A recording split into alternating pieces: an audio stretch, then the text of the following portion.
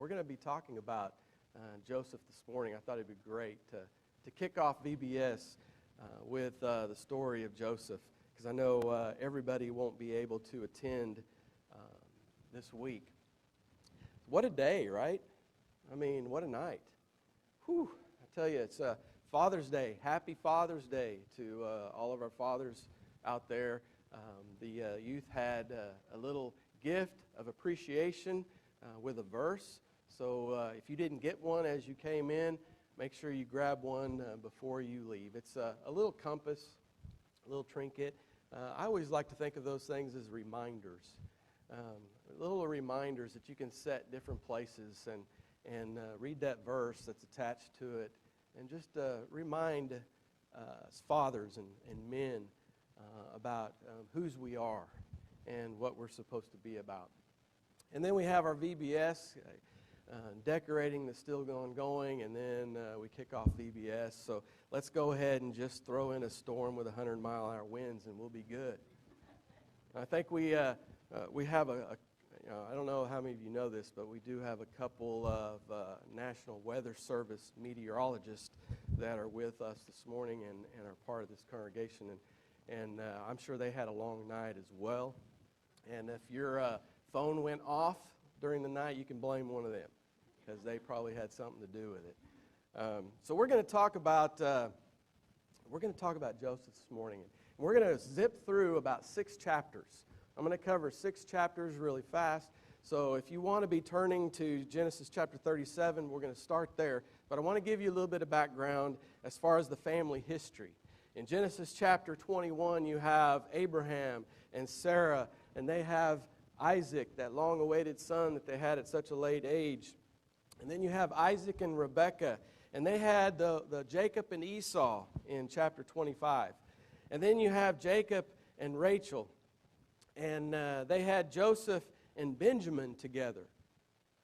And then you also have Jacob and Leah, and then you also have Leah's maidservant, Zilpah, and they had children together. And then you have Jacob and Bilhah, which was Rachel's maidservant, and they had children together, and all of them together would equal 12 children, which we know as the 12 tribes of Israel. Isn't that exhausting? It's no wonder in Mark chapter 10, verse 6 and 9, Mark mentions from the very beginning. From the very beginning of creation, God made them male and female. And he goes on to say that therefore what God has joined together, let not man separate. It can get confusing. It can get messed up.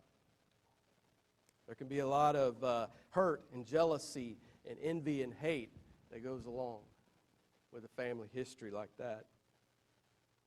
So we're going to look at Genesis chapter 37. So we have the story of Joseph, and it begins here with Joseph about 17 years old. Brennan Combs is 17 years old. So Joseph was about, Brennan's, I don't know if he was as big as Brennan, but, Brennan's a big old boy, and I don't know how big Joseph was, but we know he was handsome, right? Joseph was a handsome guy.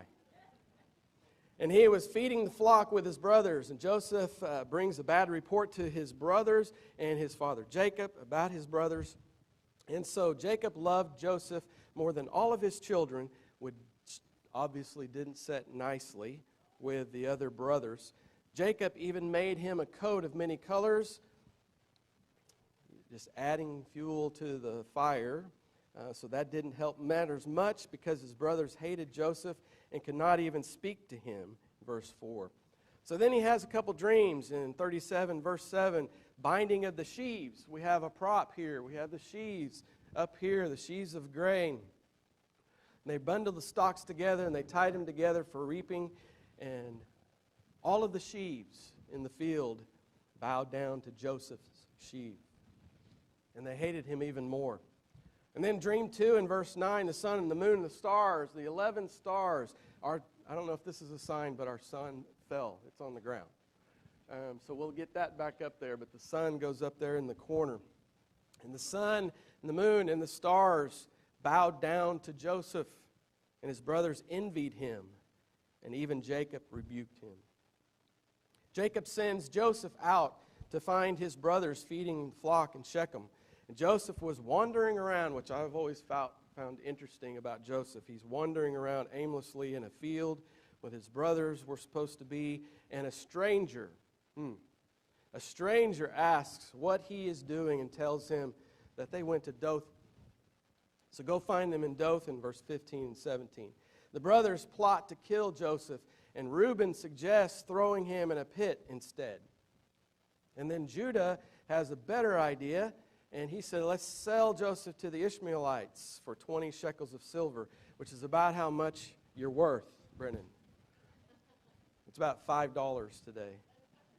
And they took him to Egypt. And meanwhile, Reuben, he returns to the pit, and he sees that Joseph's gone, and he tears his clothes, thinking that he's dead. And in the meantime, Joseph has been sold to Potiphar, an Egyptian officer of Pharaoh. The brothers take Joseph's coat back to Jacob, covered in goat's blood, leaving him to assume that he was killed by a wild animal. For time's sake, we're going to skip over chapter 38 and continue on, but that's an interesting chapter in and of itself that's even more messed up than the story involving Judah and some immorality and death and deception, all in that chapter. So then in Genesis chapter 39, main point I want to make a little bit later is that the Lord was with Joseph. And he was a successful man in verse 2, and Potiphar could see, a point taken and make note of, that the Lord was with Joseph. How do you see that? And made all that he did prosper. And in verse 4, Joseph found favor with Potiphar, yet he still served him, which is another good point. And Joseph was very handsome in body and in appearance. So naturally, Potiphar's wife cast longing eyes on Joseph in verse 7. And Potiphar's wife made several attempts to seduce Joseph. And one day, on one occasion, Joseph went into the house to work, and none of the men of the house were inside. Make note of that. Big mistake. She grabbed him, and she grabbed his garment that he left as he fled and refused her offers. And then her husband returns, and she lies to Potiphar about it all, and Potiphar puts Joseph in prison. Yet again in verse 21, the Lord was with Joseph, even in prison. The keeper of the prison put Joseph in charge of everything and everyone. Nothing went on in the prison without Joseph knowing it. And wherever and whatever he did, the Lord made it prosper. And in Genesis chapter 40, Joseph meets the king of Egypt's chief butler and baker in prison. The gentleman behind me. And they were entrusted to Joseph's area. And what did he do? He served them also in verse 4. So the ones that were servants of Pharaoh were now being served by Joseph in prison.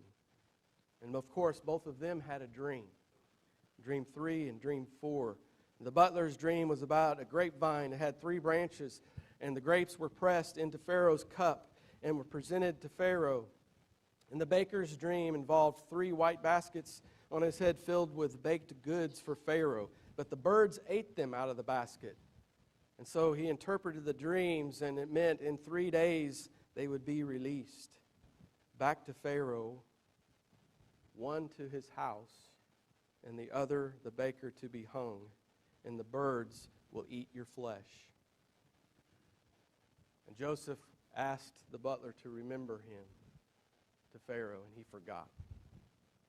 And in Genesis chapter 41, Pharaoh had dreams. Dreams 5 and 6, and involving 7 fat cows and 7 lean cows, and 7 full stalks of grain and 7 lean stalks of grain. And then the butler, finally remembered, I know a guy who can interpret dreams.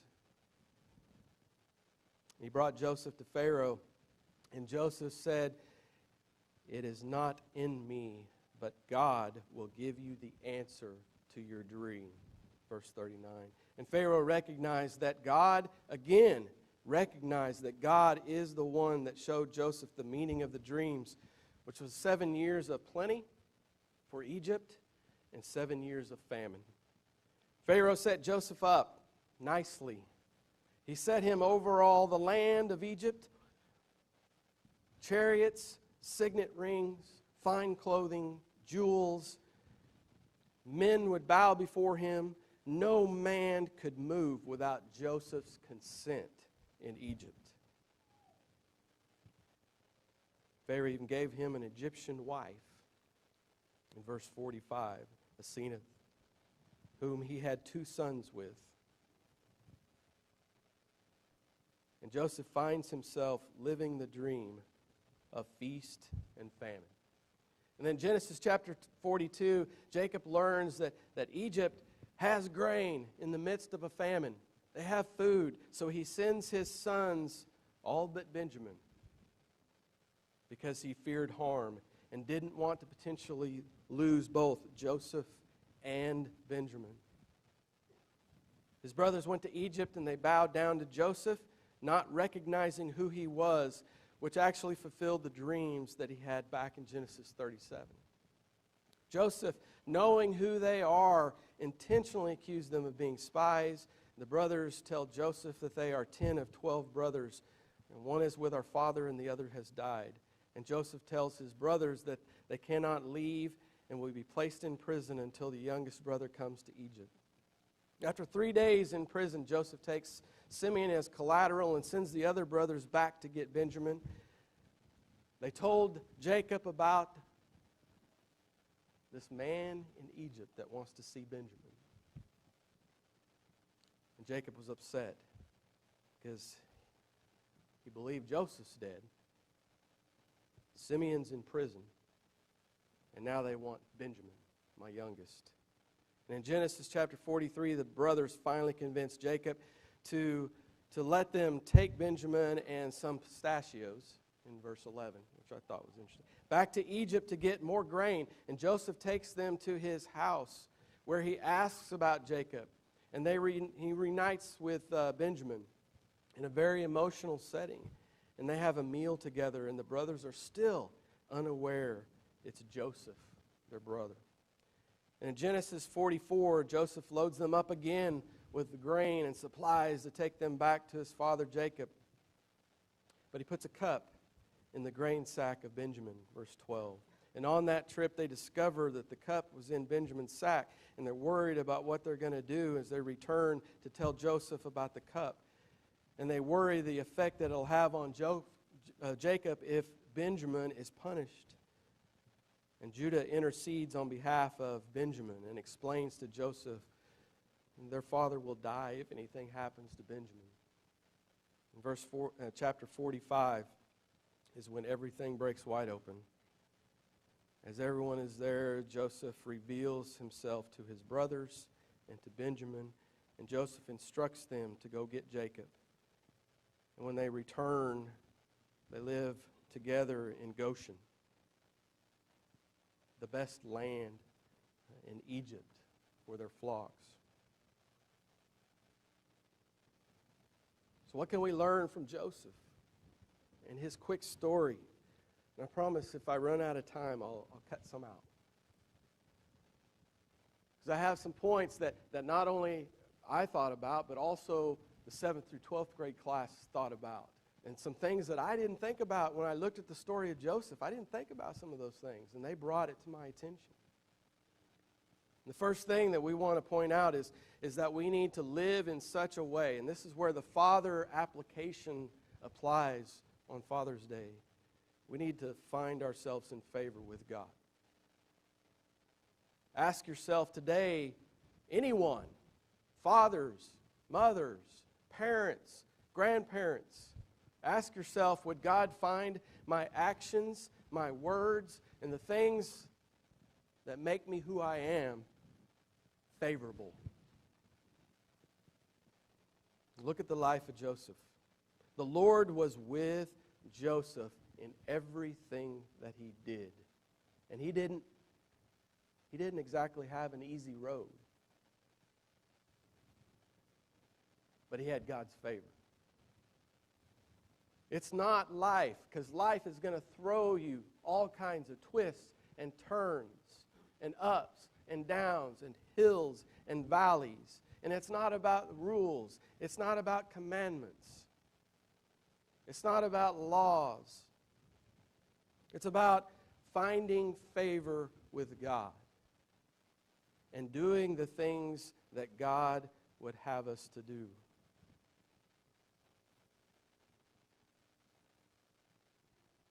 It takes a lot of self-control. Can you imagine the self-control that Joseph needed to do?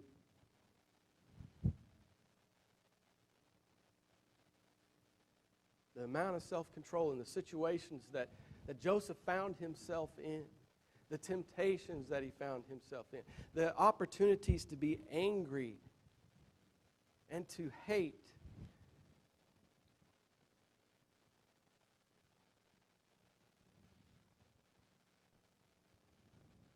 But he found self-control. One of the fruits of the Spirit. In Galatians chapter 5, 22 and 23, self-control. Keep yourself under control regardless of the situation and live in a way that we can find favor with God. Do we let our circumstances dictate? So the next point is to serve others no matter the circumstance. If Joseph had let his circumstances dictate from the pit to the prison,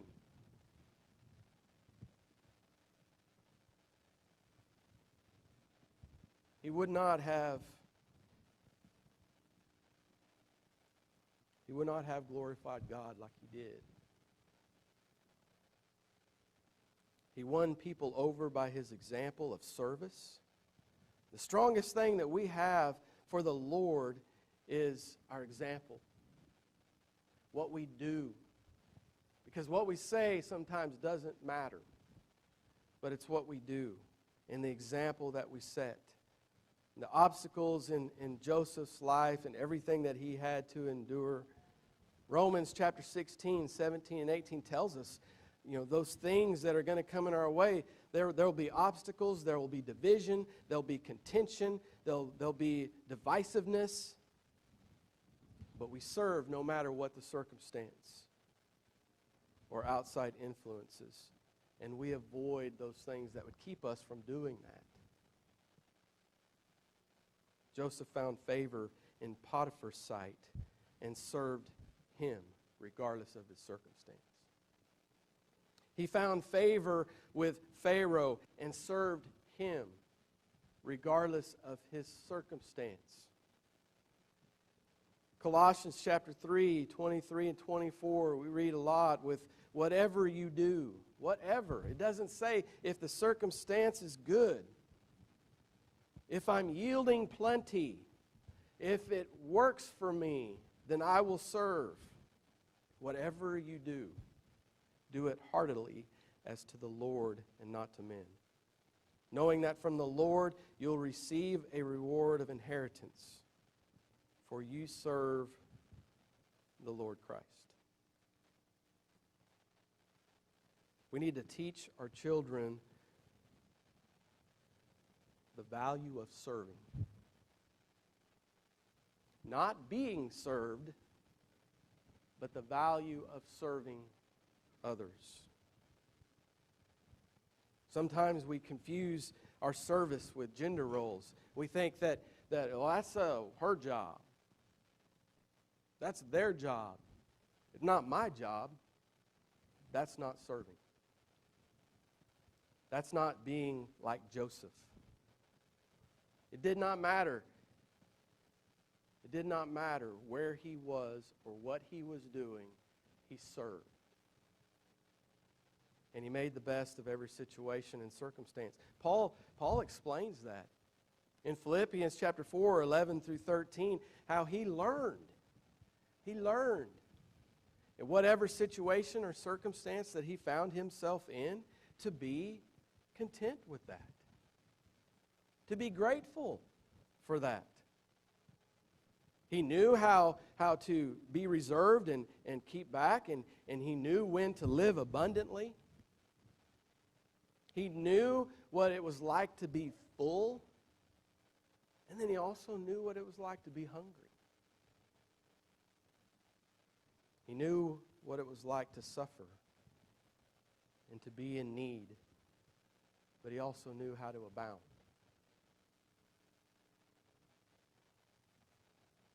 And he ends in verse 13 with, I can do all things through Christ who strengthens me. And that is not just a sports quote. That's not just a passage used on the football field when the TV cameras are on. That's a passage to live for Christ.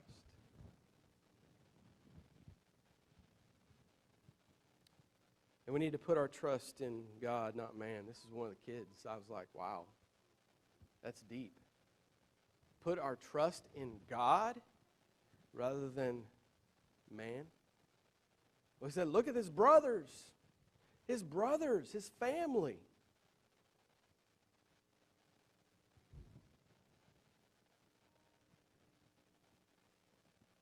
Look at Potiphar.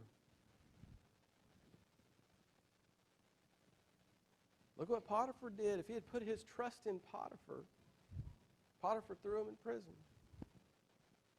Believed the lie.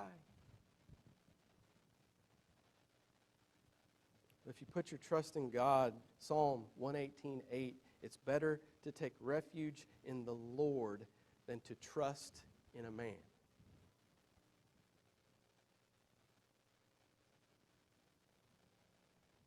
Genesis, in the 41st chapter, in that verse 16 that we looked at, Joseph told Pharaoh, it's not me that can interpret these dreams. It's not about me, but God will give you the answer you seek of peace.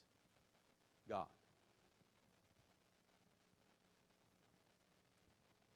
And then we need to teach responsibility to our children as we teach our children as they grow up. It will become a habit, and they'll not forget as they mature into adulthood what they've been taught, what they've observed. How do you teach? What's the most effective way to teach a child? By doing. By example, by observation. What they see, they do. Proverbs 22:6, train up a child in the way that he should go, and when he is old, he'll not depart from it. Fathers, how are we training our children? What are they seeing us doing? How do they hear us respond to our spouses? How do they see us react in situations that might call for anger? What are they observing about us as we manage a business, as we manage people and relationships, in our interactions with others, in our response to things? What are we doing? What are we saying? They're listening and they're seeing. Because that is exactly how your children will handle those things. Exactly. Why would they handle it any differently? Until they get to a certain age and they're strong enough to say, I'm going to break the mold. I'm not going to be like, can you imagine? Can you imagine your child saying that I'm not going to be like Dad?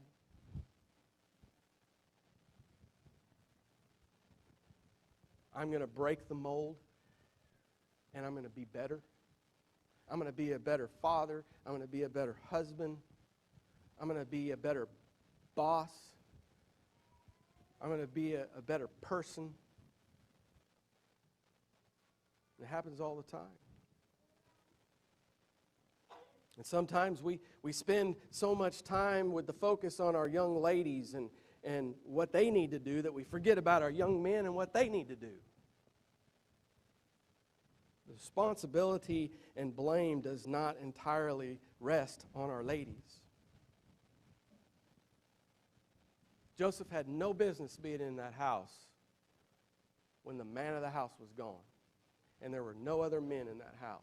And he knew that Potiphar's wife liked him. Where's his responsibility? And I don't know why this one passed me, but it's probably one of the most important ones in the story. But one of the kids in class said, "What about forgiveness?" You get so caught up in the happenings of Joseph and everything that he went from the pit into prison and where he ended up in Egypt and all of that, and we forget about the forgiveness of his son or his brothers. We forget about his forgiveness in spite of. And many times our forgiveness of others is contingent on whether that person is worthy. And Joseph didn't do that. Joseph forgave in spite of. And forgiveness can only be given by the one who was wronged. Someone can't come to me and say, I'm sorry for something I did to somebody else. I can't forgive you. I have no right to forgive you. Joseph was wrong, and he's the only one that could forgive his brothers for something that they did to him. And Jesus was wrong. And Jesus has the right to forgive.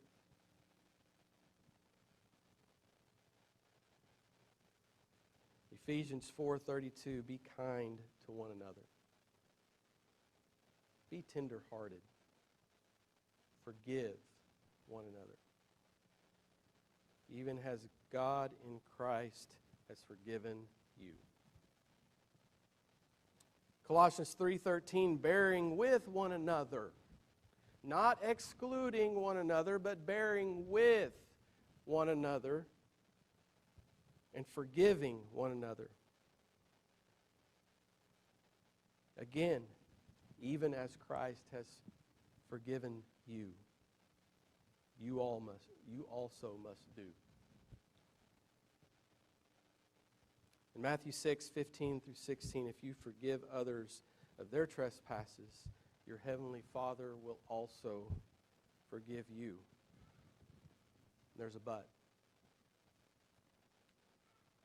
But if you don't, neither will your Father forgive your trespasses. There's two choices. There's two choices in regard to forgiveness. You can forgive, or you can remain bitter and suffer through life. I want to end with something I came across that kind of explains the life of Joseph. It's everything. It explains the life of Joseph, and I want to end with that. It says hate. Did Joseph not have reason to hate? Has 4 letters, but so does love. Enemies has 7 letters, but so does friends. Lying has 5 letters, but so does truth. Cry has 3 letters, but so does joy. Negativity has 10 letters, but so does positivity. Life is two-sided. Which side will you choose? Which side will you choose? Which side did Joseph choose? What did he let dictate how he would react and how he would live his life? I live for him. I live for God no matter what. Even if it's not convenient, even if I find myself in the pit, and things get better and then I find myself in the prison. And then if things get better and then I find myself in a strange land with strange people, I will rise up and I will live for him. There's a story, running over. There's a story about a rich man that comes to Jesus. And he says, what do I need to do to inherit eternal life? What do I need to do, Jesus? Tell me, please.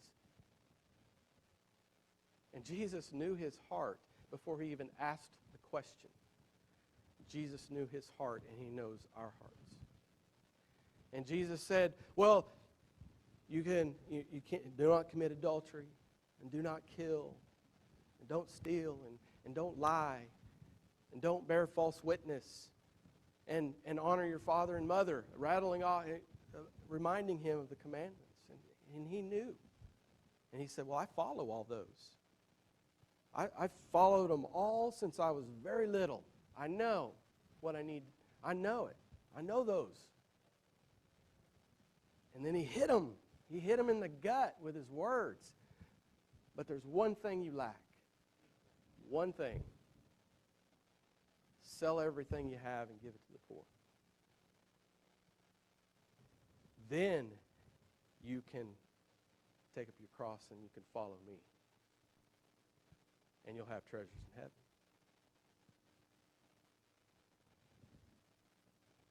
And he went away sad. He went away sad. So what would yours be today? What would it be? If Jesus were to say, and you walk up and you're like, I do this. I'm in Bible class. I'm in attendance. I'm check the star on the, I do everything. But you lack one thing. You lack one thing. What would it be? What would your answer be today?